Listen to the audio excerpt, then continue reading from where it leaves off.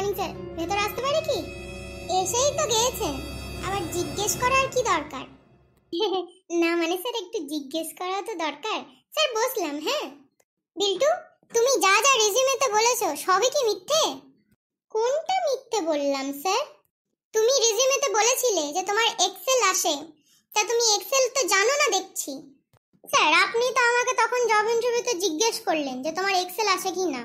আমার তো medium large আসে না স্যার, আমি তো এক্সেলই পড়ি, তাহলে আমার এক্সেলই তো আসে স্যার। আমি কি জানবো যে আপনি মাইক্রোসফট এক্সেলের কথা বলছিলেন? হ্যাঁ হ্যাঁ, তোমার কোনো দোষ নেই বিল্টু, সব দোষ তো আমাদের। আর তুমি এত মিথ্যুকে, তুমি বলেছিলে 4টে ল্যাঙ্গুয়েজ তুমি জানো।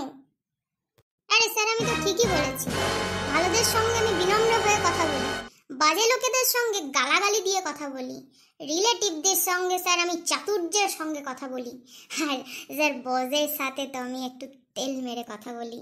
হয়ে গেল তোমার? হয়ে গেল কি না?